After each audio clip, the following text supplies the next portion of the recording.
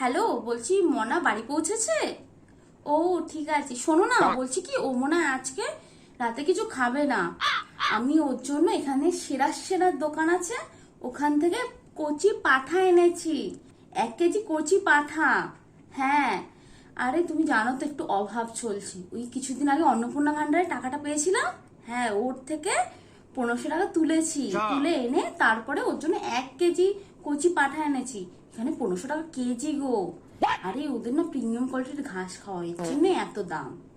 শোনো, তারপরে ওকে না আমি পুরো 1 কেজি মাংসটা ওকে দিয়েছি, ঠিক আছে, খাওয়ার জন্য। ও না পাশু খাওয়ার পর আর খেতেই পাচ্ছে না।